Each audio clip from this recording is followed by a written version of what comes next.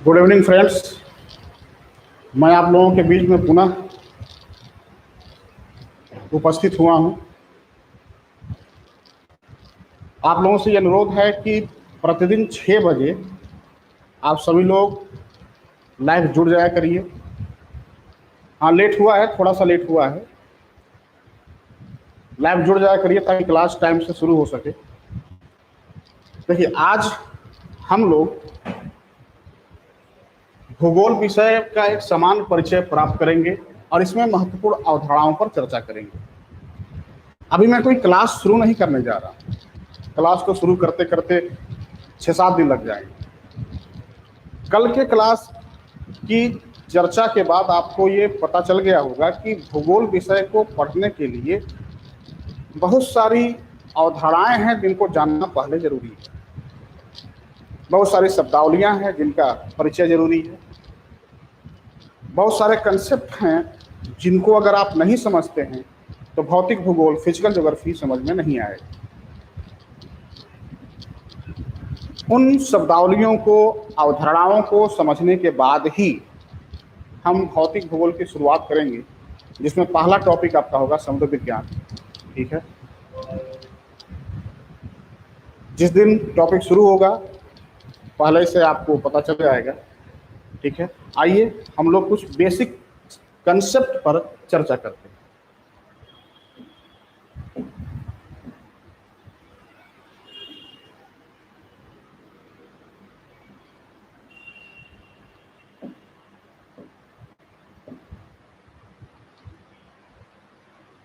एक समान सा कंसेप्ट है जब इसमें आप आते हैं।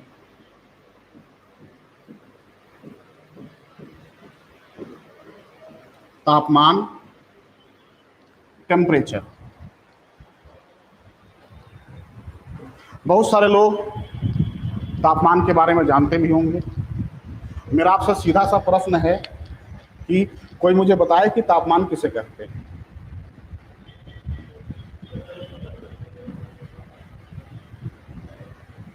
कोई व्यक्ति, जितने लोग इस लाइव क्लास से जुड़े हैं, तापमान की परिभाषा बताइए।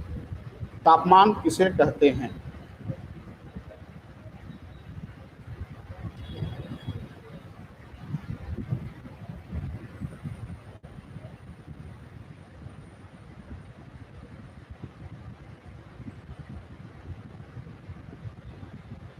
अभी तक आप लोगों का कमेंट नहीं आया है।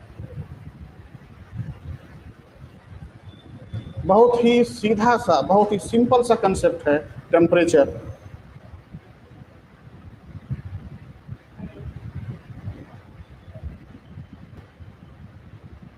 बिल्कुल सही ब्रजेश कनौजिया जी, बिल्कुल सही शैलेंद्र कुमार जी। अमर सिंह कह रहे हैं पृथ्वी के द्वारा छोड़े गए वितरण को के ऊर्जा को मात्रा को बताता है। सही है, लेकिन थोड़ा सा सुधार की आवश्यकता है। रश्मि सिंह,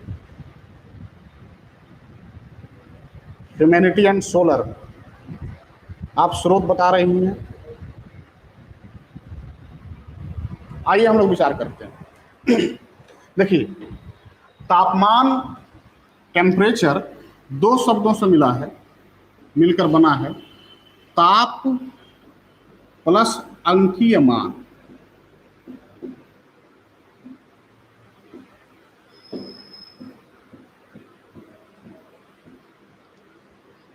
ताप के अंकीय मान को तापमान कहते हैं। क्यों लाया गया इसको? जब हम आदिम समाज में रहते थे, आज के 200, 100 साल, 300 साल पहले, जब ताप को अंकित करने का कोई यंत्र नहीं बना था, तब हम किसी भी वस्तु के तापमान को छूकर या अपने इंद्रियों से छूकर संवेदन करके उसको महसूस करते थे और या उसका एहसास करते थे। जैसे जैसे मानव ने विकास किया, वैसे वैसे यंत्रों का आविष्कार हुआ और ताप को सेंस करने के लिए बहुत सारे यंत्रों का विकास होता गया। और जब ताप उन यंत्रों के माध्यम से उसके अंकीय मानों को हम गणना करने लगे, तब हम उसे तापमान के अंकीय मान को कहा गया कि तापमान। लेकिन वास्तव में है क्या तापमान?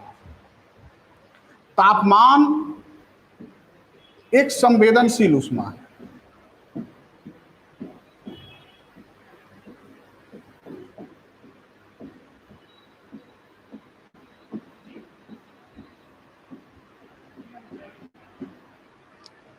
संवेदनशील ऊष्मा। संवेदनशील ऊष्मा का मतलब यह हुआ कि जिस ऊष्मा का हम अंकन या मापन कर लेते हैं, या ऐसे कहिए कि जिस ऊष्मा को हम अपने इंद्रियों से संवेदन या महसूस कर लेते हैं, वही संवेदनशील ऊष्मा है या तापमान है।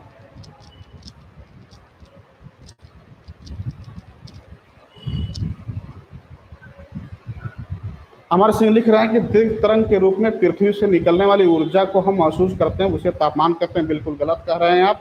उसे आप पार्थिव विकिरण की, पृथ्वी के द्वारा जो भी ऊर्जा निकलेगी उसे आप पार्थिव विकिरण की संज्ञा देंगे। देखिए, चलिए आते हैं हम लोग, क्लास करिए, फिर समझिए सारी चीजें। धीरे धीरे ये सारी चीजें आपकी क्लास में आएंगी। थोड़ा सा देखिए, इसके पहले आपने भूगोल के बारे में जो कुछ भी जाना समझा है वो बहुत अच्छा है, मैं नहीं कह रहा हूँ उसके बारे में, लेकिन एक बार आप मेरे अनुसार भूगोल पढ़ के देखिए, फिर आपकी सारी समस्याएं दूर हो जाएंगी। ठीक है, आ जाइए यहाँ पर। संवेदनशील ऊष्मा जो है वो तापमान। तब संवेदनशील ऊष्मा क्या है? हमने कहा कि जिस ऊष्मा को हम छू करके महसूस करते हैं, अपने इंद्रियों से महसूस करते हैं, वो संवेदनशील ऊष्मा है। कहते हैं ना कि अगर धूप में कोई चीज रखा हुआ है, सूर्य के प्रकाश में कोई चीज रखा हुआ है, तो अगर उसे छूने पर वह गर्म प्रतीत होता है तो उसे आप कहते हैं यार बहुत गर्म है। तो बहुत गर्म है का जो भावना आपके अंदर आया वह संवेदनशील ऊष्मा है।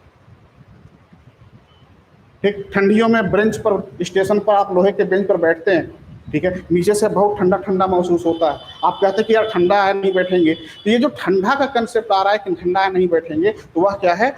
ठंडा है, यानी संवेदनशील ऊष्मा है। वो आपकी इंद्रियां बता रही हैं कि गर्म है, ठंडा है, यही वास्तव में संवेदनशील ऊष्मा है। तब अगला सवाल मैं आपसे करूंगा कि संवेदनशील ऊष्मा क्या है? तब आप कहते हैं कि संवेदनशील ऊष्मा अणुओं के गतिज ऊर्जा का मापन है।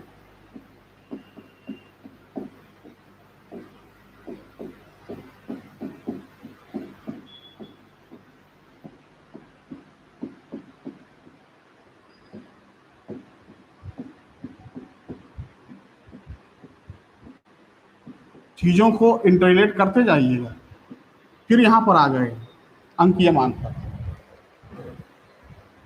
अणुओं का गतिज ऊर्जा आप कहते हैं कि मेरे सामने जब मैं अपने हथेलियों को आपस में रगड़ता हूं इस तरीके से, तो हमारे हथेलियों के मध्य का तापमान बढ़ जाता है, बढ़ा हुआ प्रतीत होता है। तो इसके पीछे वजह क्या है कि हमारे हथेलियों के मध्य के जो अणु हैं वो गतिशील होते जा रहे हैं, और गतिशील होने के बाद उनके टक्करों की संख्या में जब वृद्धि होती है तो उसे क्या कहते हैं?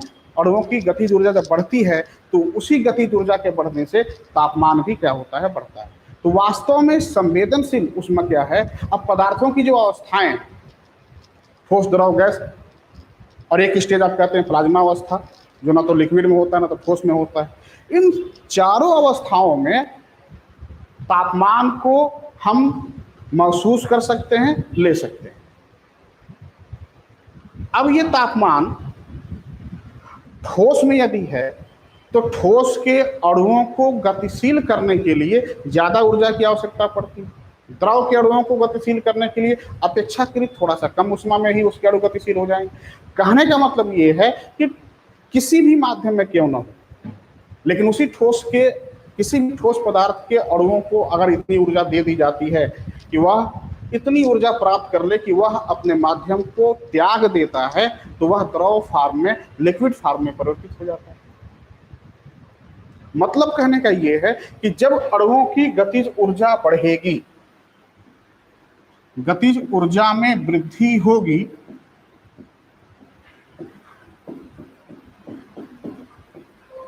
तब उस पदार्थ का तापमान बढ़ेगा, यानी उस पदार्थ के ताप का अंकीय मान बढ़ेगा। अब आप सोच रहे होंगे कि भूगोल के पहले ही क्लास में मैं तापमान की शुरुआत क्यों कर रहा हूं। मुझे आपको तापमान नहीं बढ़ाना था, न तो मुझे आपको तापमान बढ़ाना था। वास्तव में मुझे जो आपको पढ़ाना है, ठीक है, वह वाष्पीकरण की प्रक्रिया समझाना है। अब इतने सारे लोगों ने मुझे कमेंट किया,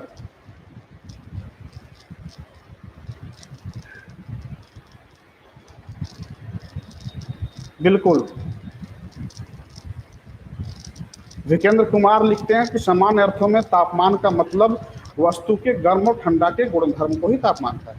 बिल्कुल वही चीज मैं आपसे कह रहा हूं कि अणुओं के गतिज ऊर्जा का मापन क्या है, तापमान। अब मुझे आपको वाष्पीकरण का कंसेप्ट पढ़ाना है, इसलिए मुझे तापमान को बताना बहुत जरूरी था। अब जरा समझिएगा, अब इस तापमान का रिलेशन, इस तापमान का संबंध, इस ताप के अंकीय मान का संबंध या तापमान का संबंध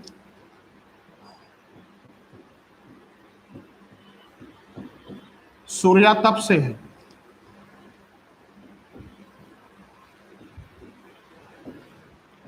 पार्थिव विकिरण से है,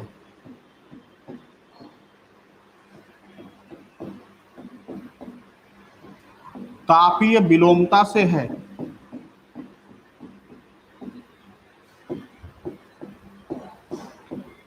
जलधारा से है,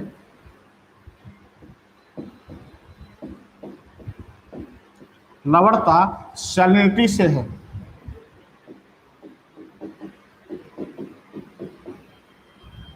ठीक, यहां तक कि फिजिकल ज्योग्राफी में वायुदाब, चक्रवात, इन सब की उत्पत्ति,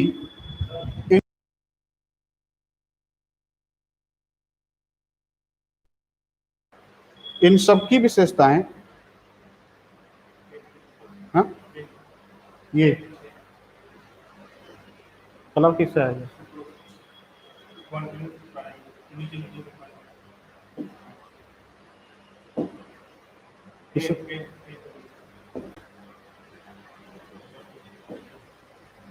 ठीक है, बोर्ड देखिएगा।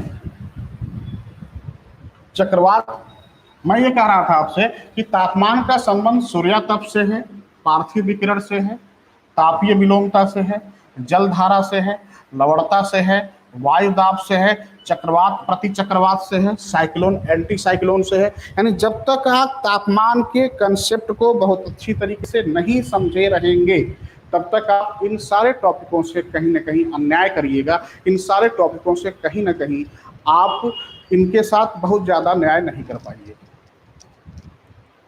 लेकिन इन टॉपिक को समझने के लिए आपको और भी बहुत सारे कंसेप्ट हैं जो धीरे धीरे आने वाले क्लासेज में आपको बताते जाऊंगा, उसको आपको समझना पड़ेगा। ठीक है, आइए हम लोग विचार करते हैं। गतिज ऊर्जा के मापन से है, और गतिज ऊर्जा बढ़ेगा तो तापमान में वृद्धि हो जाएगी। ठीक है, अगर इतना कंसेप्ट आप समझ लिए हैं तो अब हम वाष्पीकरण पर विचार करेंगे। अब कोई भी ऊर्जा का स्रोत जो गर्म या ठंडा जैसी चीजों को करने में सक्षम है, कोई भी ऊर्जा का स्रोत, यहां तक कि वह इंसोलेशन सूर्यातप ही क्यों ना हो, यदि उसके प्राप्त होने से किसी भी स्थान का तापमान बढ़ता है, वह संवेदनशील ऊष्मा होगी। या ऐसे समझिए, किसी भी ऊर्जा के स्रोत से प्राप्त होने वाली ऊर्जा जो आपके इंद्रियों को महसूस हो रही है, वह संवेदनशील ऊष्मा होगी। यहाँ तक कि आप खाना बनाते हैं, गैस से निकलने वाली ऊर्जा, स्टोव से निकलने वाली ऊर्जा, यहाँ तक कि उपले से, लकड़ी से प्राप्त होने वाली ऊर्जा, कोयले से प्राप्त होने वाली ऊर्जा, वे सारी की सारी ऊर्जा जो तापमान को बढ़ाती हैं, वे संवेदनशील ऊष्मा के प्रकार हैं। ठीक, निष्कर्ष के रूप में बस ये कहा जाएगा कि जो भी ऊर्जा हमारे इंद्रियों को महसूस हो जाती है, उसे हम संवेदनशील ऊष्मा कहते हैं। ठीक है, इतना कंप्लीट हो गया कि संवेदनशील ऊष्मा क्या है, कि कोई भी ऊष्मा जो हमारे इंद्रियों से महसूस होती है, उसे संवेदनशील ऊष्मा कहते हैं। अब आते हैं हम लोग नेक्स्ट स्टेज पर।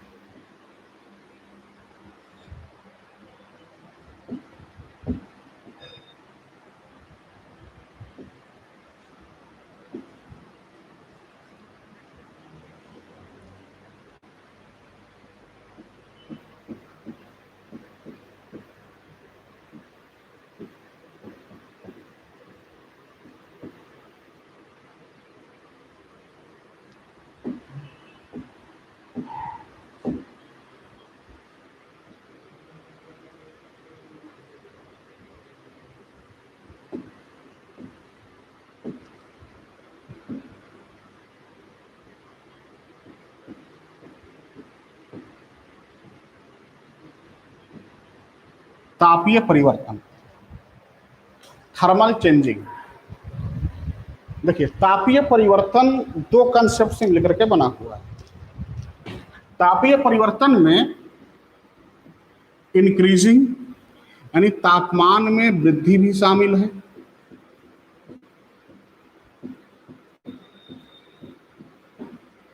और तापमान में कमी भी शामिल है।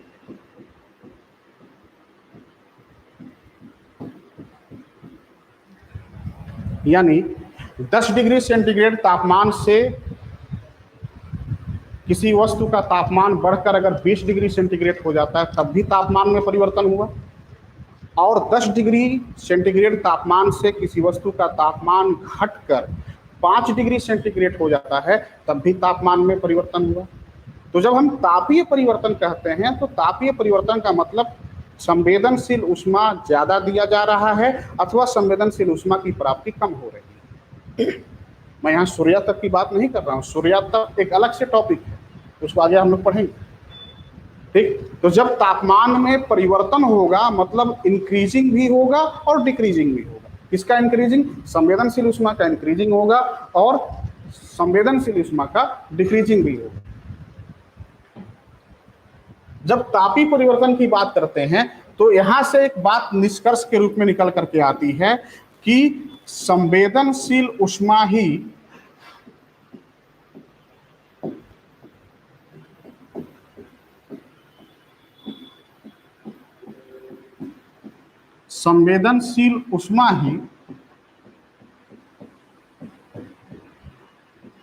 तापीय परिवर्तन के लिए जिम्मेदार होती है।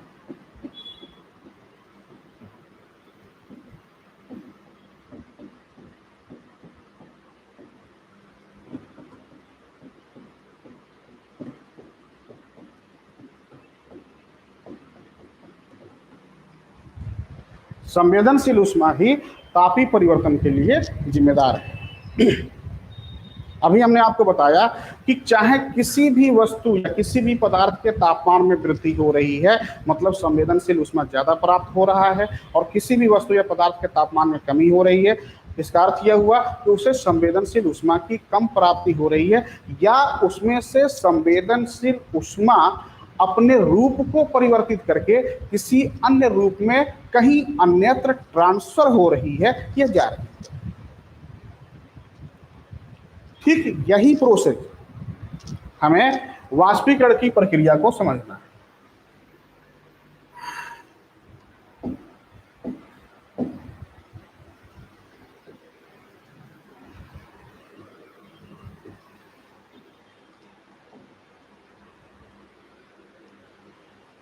बोर्ड देखिए,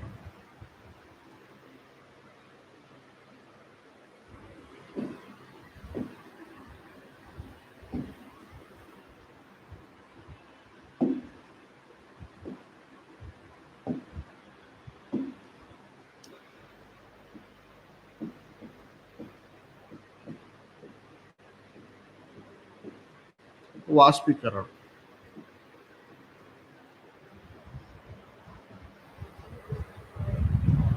बताइए जरा आप लोगों में से कि वाष्पीकरण किसे कहेंगे? एवेपोराइजेशन वाष्पीकरण किसे कहते हैं? निपू,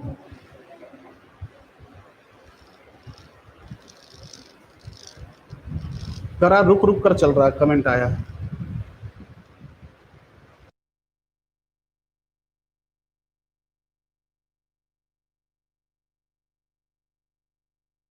तरीके से चल रही है, आपके यहाँ नेटवर्क की प्रॉब्लम होगी।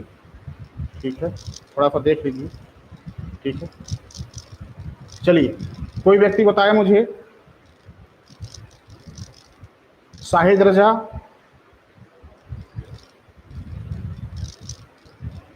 जल का उष्मा में परिवर्तन। चलिए, बी आर भाटिया जी, द्रव का गैस में बदलना। थानेश्वर तिवारी, पानी का वाष्प बनकर ऊपर उठना। करिश्मा चौधरी जी, पानी का भाप बनकर ऊपर उठना। जब वाटर गर्म होकर ऊपर जाए तब। सैनी यादव लिख रहे हैं कि जल का वाष्प में बदलना। बिल्कुल ठीक है, बोर्ड पर आइए, बोर्ड पर आइए। अमर सिंह, तापमान के कारण जब जल उष्मा के रूप में परिवर्तित होकर छोटे छोटे कणों में या गैसों में होकर ऊपर जाने लगता है, उसी को वाष्पीकरण कहते हैं। बिल्कुल सही परिभाषा है। आइए बोर्ड पर आइए। ठीक है, वाष्पीकरण को थोड़ा सा हम लोग समझते हैं। आज आप लोग वाष्पीकरण को कुछ नए तरीके से समझिए। ठीक है, क्योंकि इसका काम यहीं तक नहीं है, इसका काम यहीं तक नहीं है, बल्कि ये आगे हम लोगों को जलवायु विज्ञान में चक्रवात पढ़ते समय भी इस टॉपिक का उपयोग करना है, इस कंसेप्ट का उपयोग करना है। देखिए, एक हम लोग, मैं यहां पर एक जल से भरा हुआ एक पात्र लेता हूं,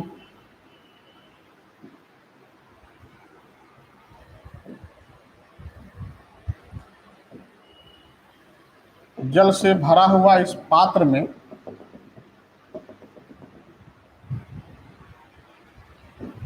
नीचे से मैं इसको संवेदनशील उष्मा, चाहे आप गैस के माध्यम से दे दीजिए, चाहे किसी भी तरीके से दे दीजिए, यहां से मैं इसको संवेदनशील उष्मा देने का प्रयास कर रहा हूं।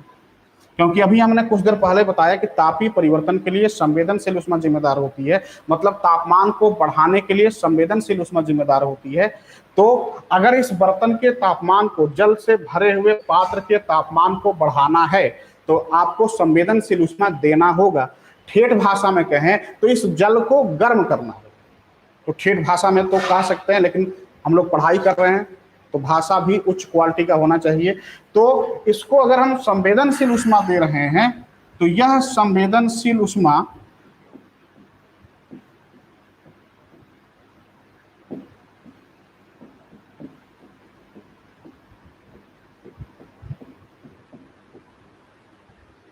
जल के तापमान को बढ़ाती है, और जल के तापमान के बढ़ते ही यहां से वाष्पीकरण की प्रक्रिया शुरू हो जाती है। यहां से वाष्पीकरण की प्रक्रिया शुरू हो जाती है।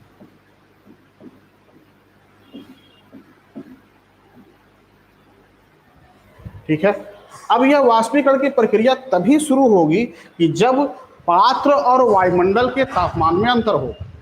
इस बात को ध्यान रखिएगा, कभी भी वाष्पीकरण तभी हो पाएगा कि जिस माध्यम, जिस सतह को हम संवेदनशील उष्मा दे रहे हैं, जिस बर्तन को, जिस पात्र को हम संवेदनशील उष्मा दे रहे हैं, उसका तापमान और वायुमंडल के तापमान में अंतर होगा। मतलब ये हुआ कि इस पात्र का तापमान अधिक होगा और ऊपर वायुमंडल का तापमान कम होगा।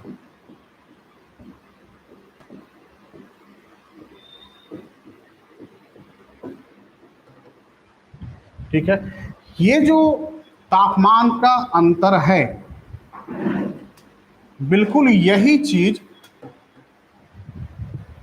क्या करेगी, वाष्पीकरण की प्रक्रिया को आगे बढ़ाएगी। ठीक है, जब हम यहां आते हैं तो वाष्पीकरण की प्रक्रिया शुरू हो जाती है।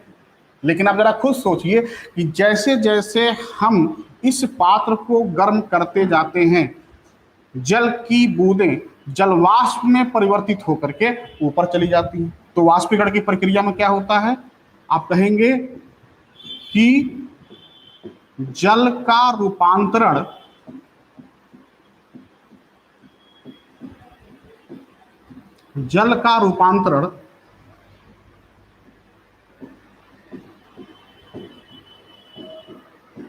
जल वाष्प में होता है।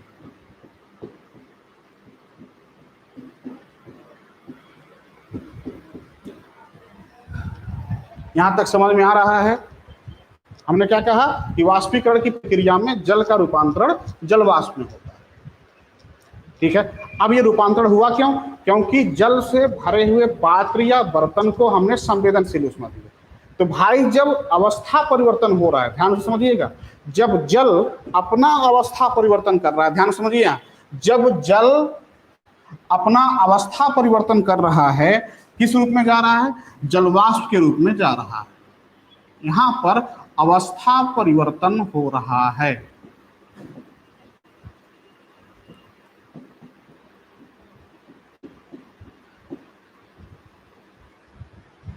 जल जलवाष्प में रूपांतरित हो रहा है, तो ऐसे में यह जो ऊष्मा है संवेदनशील ऊष्मा, इसका भी तो रूपांतरण होगा ऊपर, क्योंकि जब अवस्था ही चेंज हो गया तो ऊष्मा भी चेंज हो जाएगी। अब ऊष्मा का फॉर्म क्या होगा जरा समझिएगा।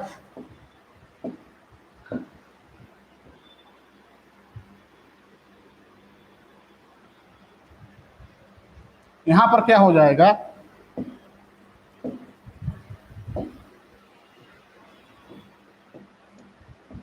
जल के संवेदनशील ऊष्मा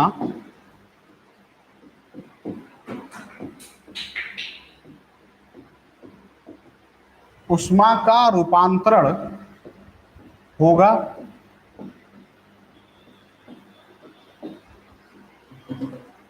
100% तय है कि होगा।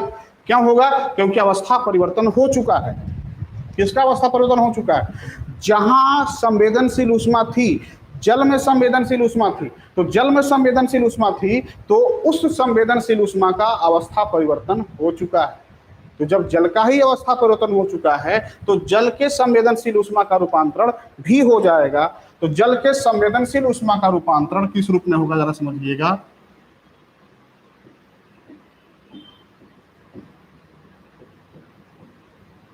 जलवाष्प के गुप्त ऊष्मा के रूप में।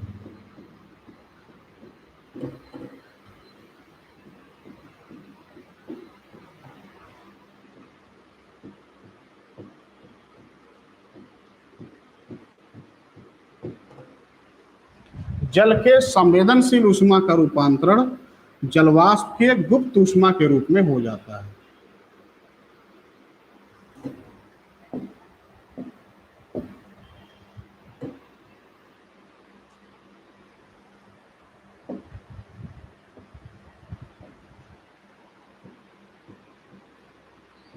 रूप में हो जाता है। फिर से रिपीट कर दे रहा हूं, फिर से समझिए, बहुत ही इंपॉर्टेंट कंसेप्ट हैं। कई बार हमें पता ना होने की वजह से जो सवाल पूछे जाते हैं वहां पर हमसे गलतियां हो जाती हैं, ठीक है, और हम समझ भी नहीं पाते हैं कि समस्याएं कहाँ हैं। बोर्ड देखिएगा, कहने का मतलब ये है कि जब हमने इस जल से भरे हुए पात्र को संवेदनशील ऊष्मा दिया, तो इस जल के तापमान में वृद्धि हुई, तापमान बढ़ा, तो यहां से वाष्पीकरण की प्रक्रिया प्रारंभ हो गई। वाष्पीकरण की प्रक्रिया प्रारंभ होने से सीधा सा कंसेप्ट है कि जल जो है रूपांतरित होकर के जलवाष्प में बदलेगा, यानी जल का अवस्था परिवर्तन होगा जलवाष्प में। तो जब जल ही अपने अवस्था को परिवर्तित कर ले रहा है, तो संवेदनशील ऊष्मा का भी तो परिवर्तन हो जाएगा। तो किस रूप में होगा? जल के संवेदनशील ऊष्मा का रूपांतरण जलवाष्प के गुप्त ऊष्मा में हो जाएगा। यहां तक कंसेप्ट समझ में आ गया सब लोगों को? कहीं दिक्कत हो तो बताइए।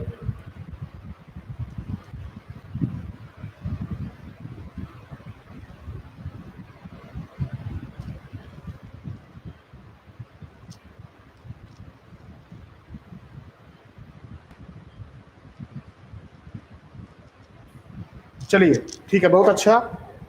अमर सिंह, आपको समझ में नहीं आया है? अमर सिंह जरा एक बार फिर से बताएं, क्या समझ में नहीं आया?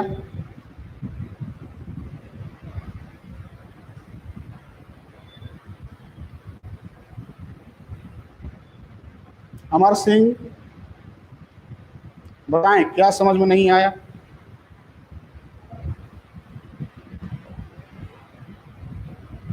चलिए बहुत बेहतर, चलिए आ जाइए आप लोग, ठीक है, बोर्ड पर आइए।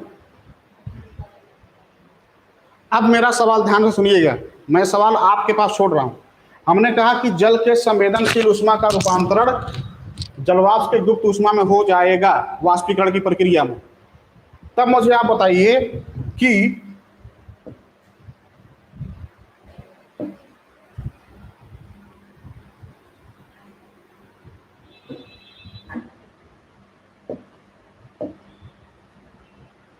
आप मुझे ये बताइए कि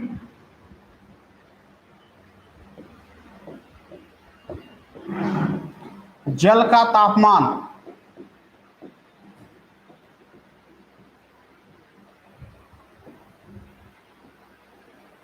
कम होगा या अधिक होगा, आपको बताना है। जल का तापमान कम होगा या अधिक होगा।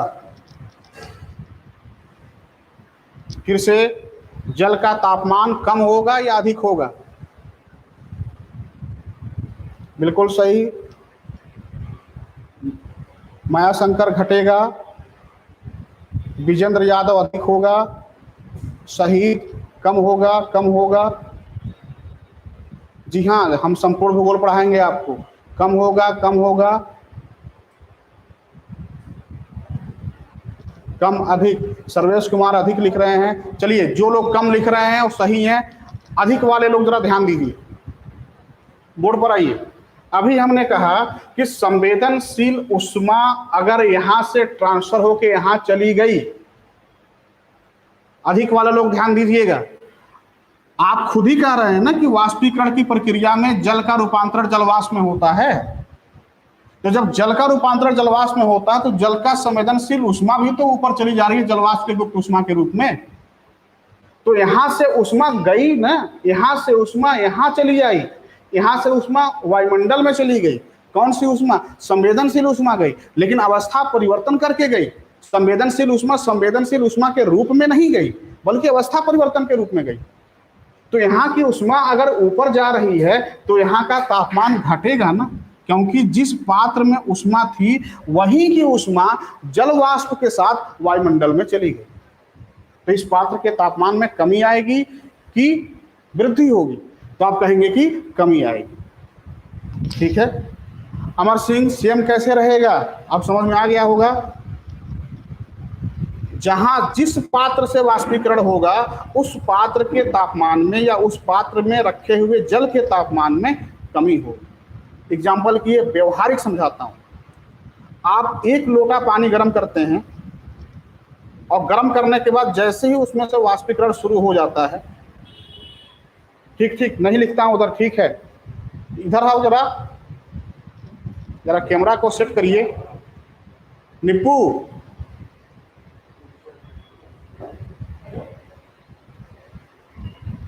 इधर दिखाई नहीं दे रहा है बच्चों को।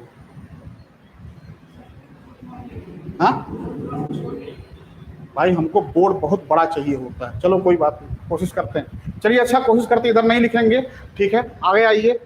मैं आपसे ये कह रहा था कि जिस पात्र से वाष्पीकरण होगा उस जल के, उस पात्र में रखे हुए जल के तापमान में क्या हो जाएगी? कमी हो जाएगी। क्यों?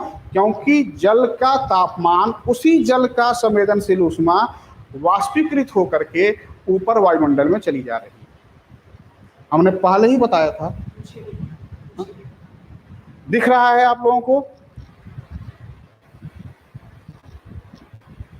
राइट में दिख रहा है?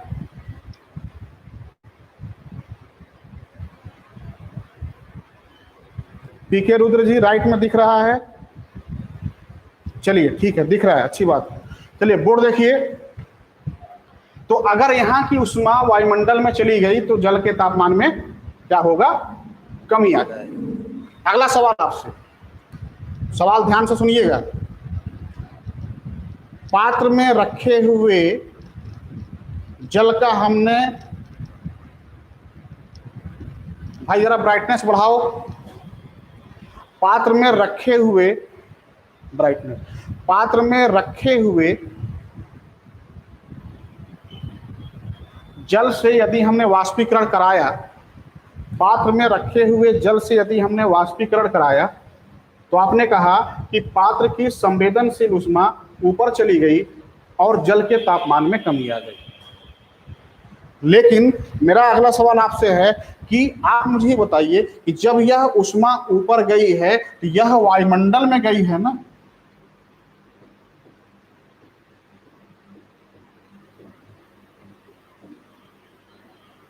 तो आप बताइए कि वायुमंडल के तापमान में क्या होगा?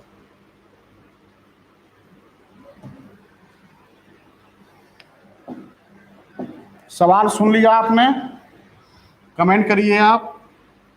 वायुमंडल के तापमान में क्या परिवर्तन होगा?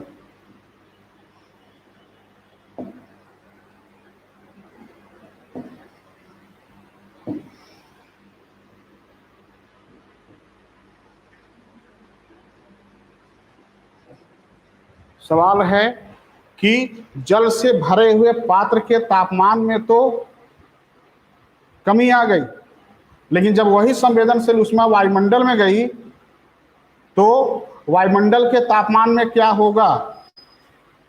ममता कह रही हैं इंक्रीज होगा, संतोष कुमार कह रहे हैं बढ़ेगा, ओमनाथ बढ़ जाएगा, नो चेंज बहुत अच्छा, माया शंकर बढ़ जाएगा, बढ़ेगा, कोई परिवर्तन नहीं, कमी तापमान, वायुमंडल गर्म हो जाएगा, no change no change no change no change. चलिए बहुत ही अच्छा, सुनिए ध्यान से, जितने लोग लिखे हैं नो चेंज सारे लोग सही हैं, और जितने लोगों ने लिखा है कि वायुमंडल के तापमान में वृद्धि हो जाएगी तो थोड़ा सा विचार करिए। चलिए बोर्ड पर आ जाइए। बिल्कुल अमर सिंह सेम रहेगा, बढ़ेगा नहीं, बोर्ड पर आइए, बोर्ड पर आइए। देखिए यहां पर हमने क्लास के शुरुआत में ही कहा कि तापीय परिवर्तन के लिए संवेदनशील ऊष्मा जिम्मेदार होती है। फिर से रिपीट कर रहा हूं, तापीय परिवर्तन के लिए सुनील कहिया नहीं बढ़ेगा। अब मेरा लेक्चर सुनिए ध्यान से। तापीय परिवर्तन के लिए हमने शुरुआत में ही कहा था कि प्रिया पांडे बहुत अच्छा, कोई परिवर्तन नहीं होगा। चलिए सुनिए, हमने कहा शुरुआत में ही आपको कि तापीय परिवर्तन के लिए संवेदनशील ऊष्मा जिम्मेदार होती है, न कि गुप्त ऊष्मा। अब यहाँ पर जो फॉर्म चेंज हो रहा है जलवाष्प में होता है तो यह लेटेंट हीट है, गुप्त ऊष्मा है, ठीक है। कभी भी गुप्त ऊष्मा तापमान में परिवर्तन नहीं करती। होता क्या है कि जब हम वाष्पीकरण कराते हैं तो यह संवेदनशील ऊष्मा गुप्त ऊष्मा के रूप में ऊपर जाती है। यह संवेदनशील ऊष्मा गुप्त ऊष्मा के पैकेटों में, बंडलों में क्या होती है, वायुमंडल के रंध्र में, वायुमंडल के जो बीच में गैसों के बीच जो अंतरा अणु का स्थान है वहां पर जाकर के स्थापित हो जाती है, ठीक है। और इस तरीके से यह गुप्त ऊष्मा वायुमंडल के तापमान को बढ़ाती नहीं है। इस प्रकार से यह गुप्त ऊष्मा वायुमंडल के तापमान को बढ़ाती नहीं। क्यों? क्योंकि अगर गुप्त ऊष्मा रिलीज होती, वह ध्यान समझिए, इसको मैं और सरल तरीके से बताता हूं। जब आप रोटी बनाते हैं तो फूली हुई रोटी में जैसे ही हमारा अंगूठा प्रवेश करता है तो हमें जलने जो उस बहुत तेजी से हमारे अंगूठे को जलन महसूस होता है, हम बहुत तेजी से जलते हैं। तो आप लोगों ने पढ़ा होगा कि गुप्त ऊष्मा की जलाने की जो इंटेंसिटी होती है बहुत तेज होता है। उसका वजह क्या है? दो प्रक्रियाएं एक साथ होती है। जैसे ही आपका अंगूठा रोटी के अंदर प्रवेश करता है, आपके अंगूठे का तापमान रोटी के तापमान से कम हो जाता है, कम रहता है। और जैसे ही अंगूठा अंदर प्रवेश किया, वहीं पर तापमान का आदान प्रदान होता है, अधिक तापमान से कम तापमान की ओर, यानी रोटी की गुप्त ऊष्मा अधिक तापमान से अंगूठे की कम तापमान की ओर तापमान तेजी से कन्वर्ट होता है, डायाबेटिक तापीय परिवर्तन होने लगता है। और उसके वजह से अंगूठे की जलन क्या होती है? बढ़ जाती है। ठीक, कहने का मतलब ये हुआ कि गुप्त ऊष्मा ने आपको जलाया, लेकिन वहां पर भी गुप्त ऊष्मा ने अपने अवस्था को परिवर्तित किया। गुप्त ऊष्मा पुनः संवेदनशील ऊष्मा में आ रही है। इसको समझने के लिए हमको नेक्स्ट स्टेप में जाना पड़ेगा। आपको कंडेंसेशन, संघनन या कंडेंसेशन की प्रक्रिया समझानी पड़ेगी। फिर से रिपीट कर रहा हूं कि ध्यान समझिएगा, तापीय परिवर्तन के लिए संवेदनशील ऊष्मा जिम्मेदार होती है, न कि गुप्त ऊष्मा जिम्मेदार होती है। चूंकि वायुमंडल में गुप्त ऊष्मा जा रही है, इसलिए गुप्त ऊष्मा के वजह से वायुमंडल के तापमान में कोई वृद्धि नहीं होगा, ठीक है। अब इसको और व्यवहारिक तरीके से आपको समझाते हैं। अगर ऐसा होता तो जरा कल्पना करिए क्या हो। विश्व में इतने प्रतिशत 71% भूभाग पर महासागर है, जिसमें उष्णकटिबंधीय महासागरों से और अन्य भागों के महासागरों से लगातार वाष्पीकरण हो रहा है। तो वाष्पीकरण के होने से वायुमंडल का तापमान लगातार बढ़ता जाता, ठीक। तब तो ऐसा क्या हो जाता कि जब से दुनिया बनी है आज तक इतना ज्यादा तापमान हो जाता कि हमारा अस्तित्व ही समाप्त हो जाता। तो वाष्पीकरण की प्रक्रिया से वायुमंडल के तापमान में वृद्धि नहीं होती। लेकिन आप लोगों में से कुछ लोग हमसे ये भी कह सकते हैं कि सर ऐसा कैसे, हम ग्लोबल वार्मिंग पढ़ते हैं तो उसमें लिखता है कि वाष्पीकरण ग्लोबल वार्मिंग के लिए जिम्मेदार है। बिल्कुल सही है। ग्लोबल वार्मिंग एक अलग कंसेप्ट है, अलग प्रक्रिया, मैं आपको आगे बताऊंगा। ग्लोबल वार्मिंग क्या है? पार्थिव विकिरण का एब्जॉर्बेशन है, पृथ्वी के सतह के द्वारा रात के समय दीर्घ तरंग विकिरण के रूप में जिस उष्मा का निष्कासन होता है, अगर वह उष्मा बाह्य अंतरिक्ष में नहीं जाती है तो पृथ्वी और वायुमंडल का तापमान बढ़ेगा। अब क्यों नहीं जाती है? उसी उष्मा को जलवाष्प, डस्ट पार्टिकल्स, ठीक है, और हरित गृह जो गैसें हैं वे क्या करती हैं? उस पार्थिव विकिरण को, टेरेस्ट्रियल रेडिएशन को रोक करके तापमान को बढ़ाती हैं। फिर से रिपीट कर रहा हूं, जलवाष्प के वजह से तापमान नहीं बढ़ता है, जलवाष्प पार्थिव विकिरण को रोक कर पृथ्वी के तापमान को बढ़ा देता है। तो वह प्रोसेस दूसरा है और यह प्रोसेस दूसरा है। मैं आपको बता रहा हूं कि क्या वाष्पीकरण की प्रक्रिया से जो जलवाष्प बन के वायुमंडल में गया, क्या उस जलवाष्प की वजह से वायुमंडल का तापमान बढ़ेगा? तो आप कहिएगा बिल्कुल नहीं बढ़ेगा, क्योंकि वाष्पीकरण की प्रक्रिया में जल का रूपांतरण जलवाष्प में होता है। चूंकि जल संवेदनशील उष्मा को लेकर ऊपर जाता है, चूंकि अवस्था परिवर्तन होकर के जाता है तो ऊपर गुप्त उष्मा जाता है, लेकिन नीचे की संवेदनशील उष्मा चेंज हो गई तो नीचे तो तापमान में कमी आता है, ऊपर के तापमान में कोई वृद्धि या कमी नहीं होती, समान तापमान पाया जाता है। ठीक है, समझ में आ गया? कहीं भी समस्या हो इस टॉपिक में तो आप नीचे कमेंट करके बताइए।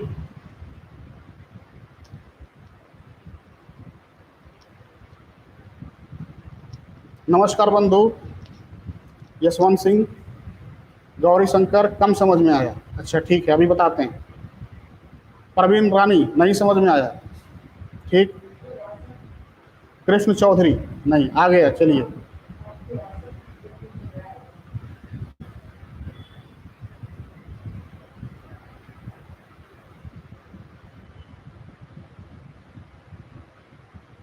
जलधारा में हम आएंगे तो बताएंगे उस समय। चलिए एक बार और रिपीट कर देते हैं। चलिए ठीक है, बोर्ड पर आइए। मैं आपको क्लास के शुरुआत में ही बताया हूं कि तापीय परिवर्तन के लिए संवेदनशील उष्मा जिम्मेदार होती है।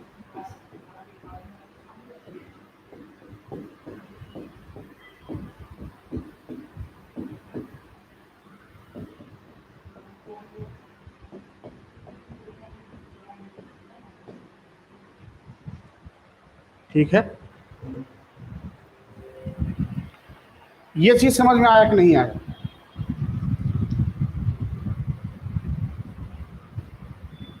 ठीक है,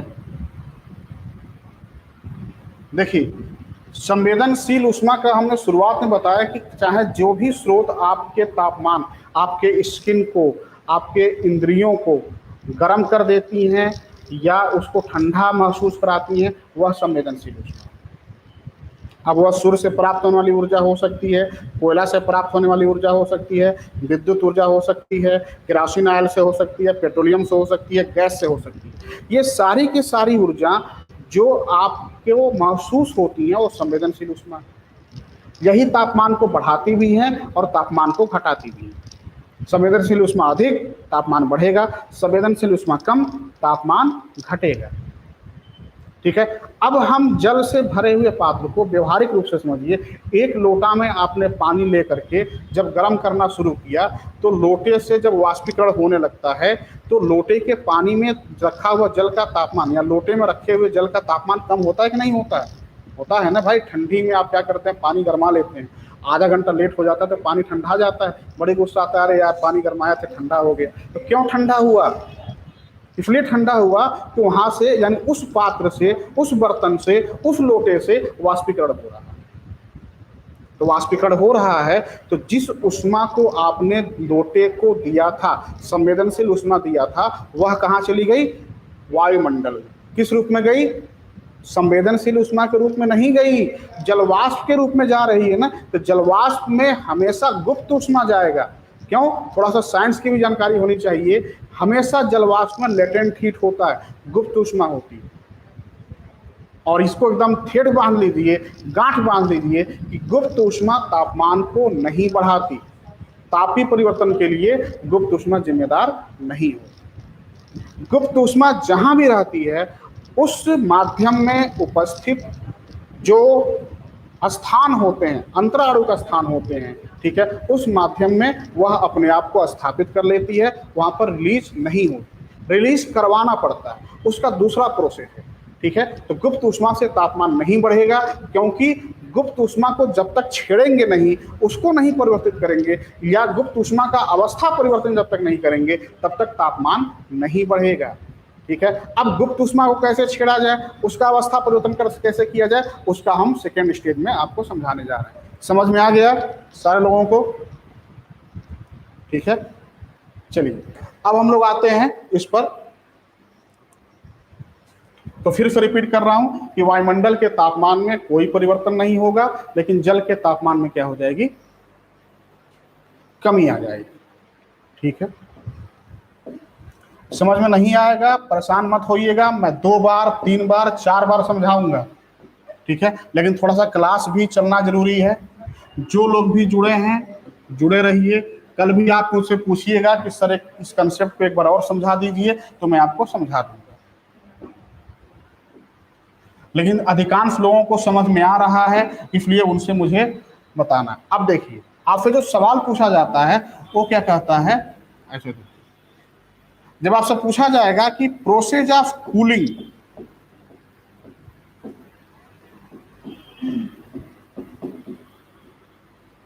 और प्रोसेस ऑफ हीटिंग,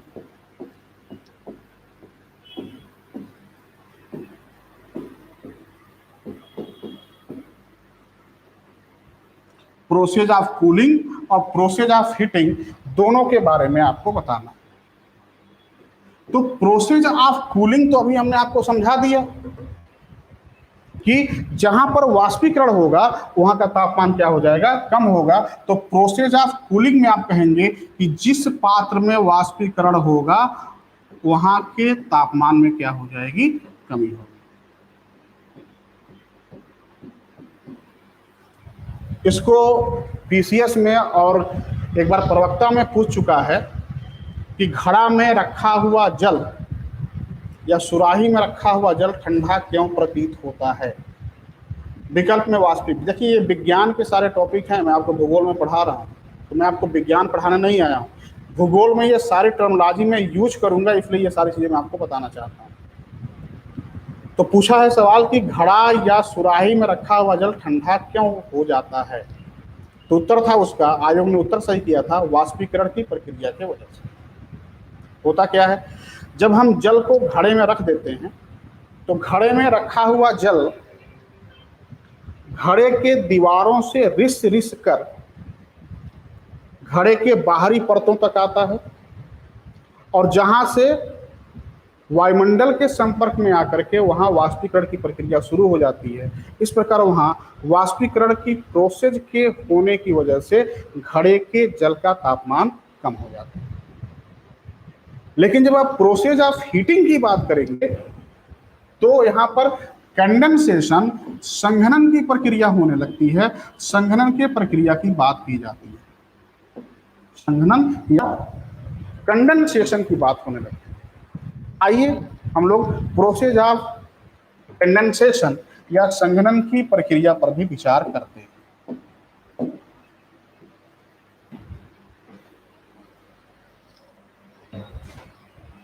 ठीक है, एक बार फिर से जितने लोग लाइव क्लास से जुड़े हुए हैं, ठीक है, जिनको समझ में नहीं आया था वो मुझे बताएं कि कंसेप्ट पूरा समझ में आ गया है।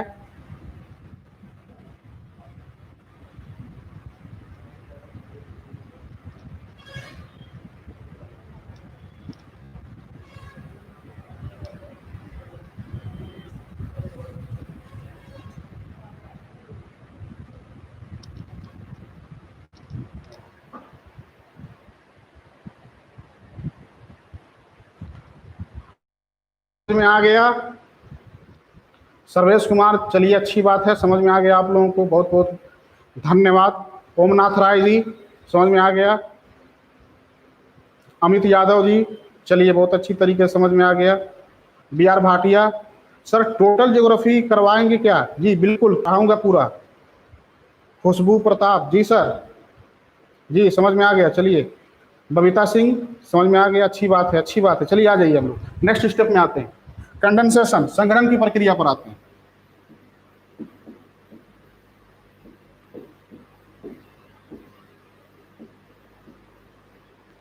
बिल्कुल वाष्पीकरण का उल्टा प्रोसेस है।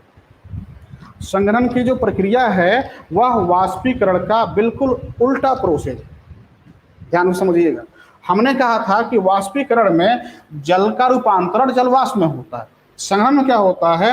जलवाष्प का रूपांतरण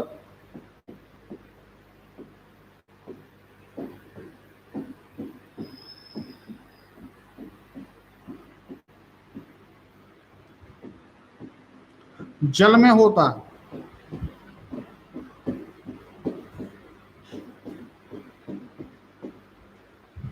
दोनों प्रक्रियाएं एक दूसरे से बिल्कुल विपरीत हैं। जलवाष्प का रूपांतरण जल में होता है। अब आप मुझे ये बताइए, अभी पहले के क्लास में हमने कहा था कि जलवाष्प में कौन सी ऊष्मा होती है, तो आपने कहा कि जलवाष्प में गुप्त ऊष्मा होती है।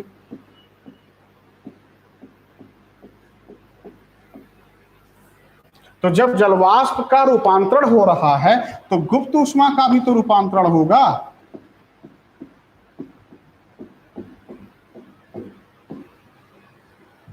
और जब गुप्त ऊष्मा का रूपांतरण होगा तो जब गुप्त जलवाष्प जब जल में आएगा तो गुप्त ऊष्मा जल के संवेदनशील ऊष्मा में कन्वर्ट नहीं हो जाएगी।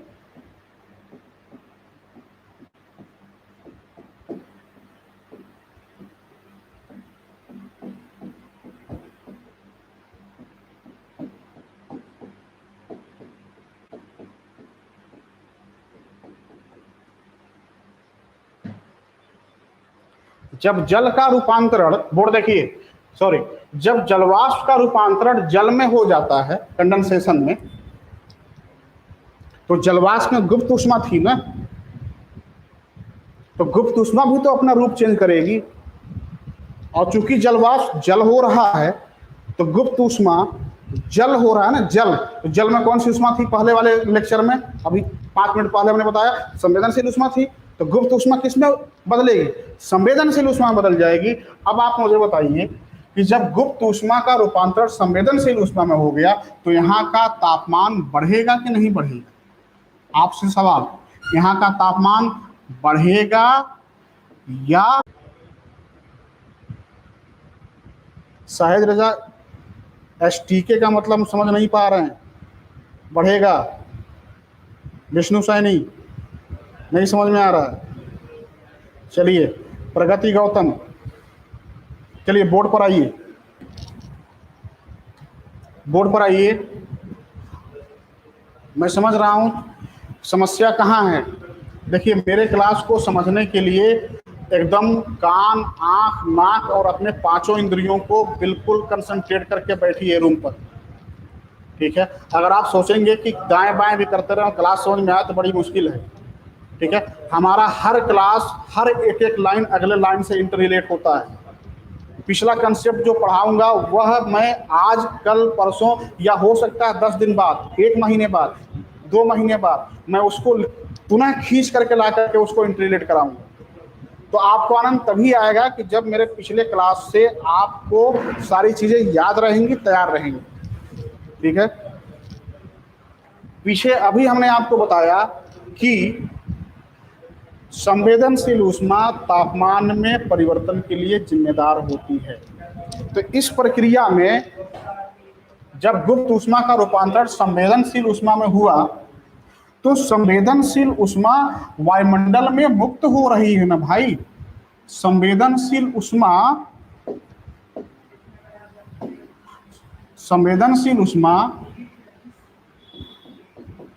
वायुमंडल में रिलीज हो रही है, वायुमंडल में मुक्त हो रही है।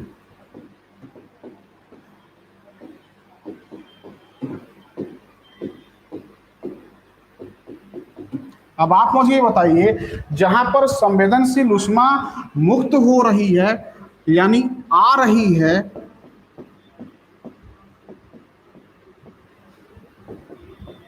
अर्थात बढ़ रही है,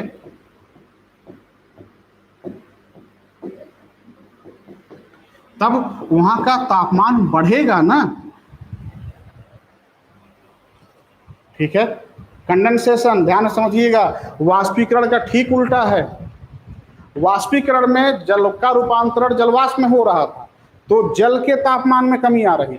तो फिर से रिपीट कर रहा हूं, जिस पात्र से वाष्पीकरण होता है उस पात्र के तापमान में कमी आ जाती है। फिर से रिपीट कर रहा हूं, ध्यान सुनिएगा, जिस पात्र से वाष्पीकरण होता है उस पात्र के तापमान में कमी आ जाती है। और जहां भी वायुमंडल में कंडेंसेशन होता है वहां वायुमंडल का तापमान पहले से कुछ बढ़ा हुआ प्रतीत होने लगता है। इसको बिल्कुल व्यवहारिक भाषा में समझते हैं। संवेदनशील ऊष्मा को हमने बताया, वाष्पीकरण को हमने बताया कि घड़े के पानी को ठंडा होने के उदाहरण देकर। इसका उदाहरण समझिए कि आप लोग गांव में सुने होंगे, दादी अम्मा या मम्मी कई बार कहती हैं कि बेटवा आज बादल घिरे हुए हैं, आज बहुत उमस है। तो बादल घिरे हुए हैं का उमस से क्या संबंध है? बहुत ही उमस है, बहुत गर्मी है, इससे क्या रिलेशन है? जब भी बादल घिरे होते हैं वायुमंडल में कंडेंसेशन की प्रक्रिया चल रही होती है, यानी जलवाष्प का रूपांतरण जल में हो रहा होता है। ऐसे में जलवाष्प के गुप्त ऊष्मा का भी रूपांतरण जल के संवेदनशील ऊष्मा में हो रहा होता है। ठीक है, जिससे वायुमंडल में संवेदनशील ऊष्मा में इंक्रीजिंग हो रही होती है, जिससे वायुमंडल कुछ गर्म प्रतीत होने लगता है और हम थोड़ा सा परेशान हो जाते हैं गर्मी से। ठीक है, तो दोनों का उदाहरण है कि अगर कंडेंसेशन होगा तो वायुमंडल का तापमान बढ़ जाएगा, अगर वाष्पीकरण होगा तो वायुमंडल के तापमान पर कोई परिवर्तन नहीं होगा, लेकिन जिस महासागर से वाष्पीकरण होगा उस महासागर के तापमान में कमी आ जाएगी। जिस भी पात्र से वाष्पीकरण होगा उस पात्र के तापमान में कमी आ जाएगी। जिस जलीय भाग से, झील से, तालाब से, जलाशय से वाष्पीकरण होगा उस जलीय भाग के तापमान में कमी आ जाएगी। अभी तक के दोनों क्लासों में कहीं समस्या हो तो बताएं। जो लोग बता रहे थे कि बढ़ेगा, कहीं में दिक्कत हो, भाई देखिए लोटे को ढक कर रखें तभी तो लोटे के दीवारों से चालन की प्रक्रिया के द्वारा तापमान का स्थानांतरण होगा। देखिए टॉपिक से भटकिए मत गौरी शंकर जी, मैं आपको वाष्पीकरण पढ़ा रहा हूँ, लोटे को ढकवाना या ये इस तरह का उद्देश्य नहीं है। ठीक है, वाष्पीकरण पढ़ा रहा हूँ मतलब खुला रखेंगे तभी वाष्पीकरण होगा। ठीक है, चलिए आते हैं, कोई बात नहीं। ठीक है,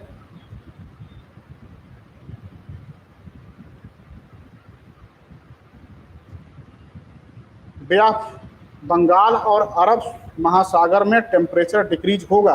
बिल्कुल ध्यान रखिएगा, जहां पर तापमान ज़्यादा होगा विषुवत रेखीय क्षेत्रों के महासागरीय भागों में, अगर यहाँ पर सौर ऊर्जा की प्राप्ति ज़्यादा होती है तो वाष्पीकरण की प्रक्रिया से, ध्यान से समझिएगा, वहाँ का तापमान कम होगा। एग्जाम में ऐसे ही तो पूछा जाता है, कई बार हमसे पूछा जाता है कि वाष्पीकरण की प्रक्रिया से कहाँ का तापमान कम होगा। विकल्प देगा बंगाल की खाड़ी, विकल्प देगा कैस्पियन सागर, विकल्प दे देगा नॉर्थ सी, और फिर विकल्प देगा बेरिंग सागर। तो फिर बंगाल की खाड़ी लगाइएगा यार। ठीक है, क्योंकि सवाल में पूछा जा रहा है कि वाष्पीकरण की प्रक्रिया से कहाँ के तापमान में कमी आएगा। बंगाल की खाड़ी आपका दिमाग, आपका मन मानने के लिए तैयार नहीं है, लेकिन फिर ऊपर देखिए ना उसने टैग क्या किया है, वो लिखा है साफ साफ कि वाष्पीकरण की प्रक्रिया से कहाँ के तापमान में कमी आएगी। ठीक है, इस चीज को ध्यान रखना होगा। यही सारी कमियां हैं ना, मैं आपसे शुरुआत में ही बता रहा था, कई बार कंसेप्ट के अभाव में हम सवाल गलत कर देते हैं। ठीक है, बिल्कुल परेशान मत होइए, साथ जुड़े रहिए, बहुत ही आनंद आने वाला है अगले क्लासेज में। ठीक है, जैसे जैसे हम लोग आगे बढ़ेंगे आप कहेंगे कि भूगोल ऐसे भी पढ़ा जा सकता है। ठीक है, आप विश्वास नहीं करिएगा कि इस टॉपिक को मैं आपको कितना ही चरम पर लेकर के जाऊंगा।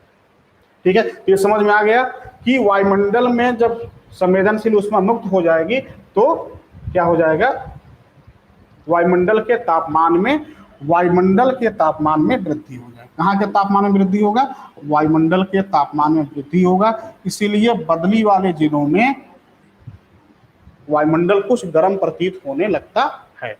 अब दो चीजें हमने कहा था कि जब आपसे पूछा जाए कि प्रोसेस ऑफ कूलिंग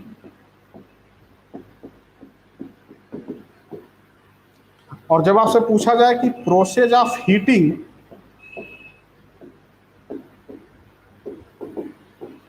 दोनों में क्या होगा, तो आप कहेंगे कि प्रोसेस ऑफ कूलिंग में तो वाष्पीकरण सही होगा कि जिस पात्र से वाष्पीकरण होगा उस पात्र के तापमान में कमी आ जाएगी।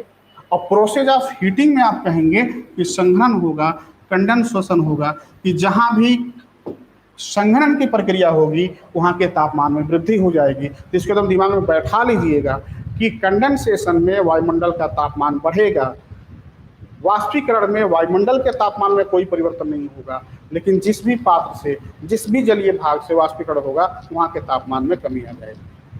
ठीक है, आज हम अपने लेक्चर को यहीं पर विराम करेंगे। ठीक है, कल हम आपको फिर से भूगोल की कुछ बेसिक कंसेप्ट को लेकर के आएंगे। ये प्रक्रिया चलती रहेगी आने वाले 7-8 दिनों तक, क्योंकि जब तक इसको आप समझ नहीं लेंगे बहुत ही गलतियां करेंगे आगे जा करके। और एक छोटा सा टॉपिक महासागरीय जल का तापमान जब मैं पढ़ाऊंगा और वहां पर जब मैं कहूंगा कि ये बताइए यहाँ पर वाष्पीकरण ज्यादा हो रहा है तो यहाँ का तापमान कम होगा या घटेगा, तो आप तुरंत जब समझे रहेंगे तो पूरा क्लास मेरे साथ, जितने लोग भी आप लाइव मुझसे जुड़े हुए हैं, सारे के साथ एक साथ लोग कहेंगे कि वाष्पीकरण हो रहा है तो तापमान घटेगा। ठीक है, तो इन सारे चीज़ों को हम लोग आगे करेंगे। अभी 5 मिनट के ब्रेक के बाद, कल नहीं हो पाया था डिस्कशन क्वेश्चन पेपर पर, लेकिन आज होगा, ध्यान रखिएगा। 5 मिनट के ब्रेक के बाद हम लोग क्वेश्चन पेपर पर डिस्कशन करेंगे। ठीक है, बहुत ही महत्वपूर्ण क्वेश्चन पेपर है। सारे लोग फिर से 5 मिनट में थोड़ा सा फ्रेश होकर के 5 मिनट बाद फिर से आप लोग लाइव आ जाइए। ठीक है, और जो है नेक्स्ट 1 घंटे के क्लास का आनंद उठाइए। ठीक है, चलिए मिलते हैं हम लोग 5 से 7 मिनट के बाद।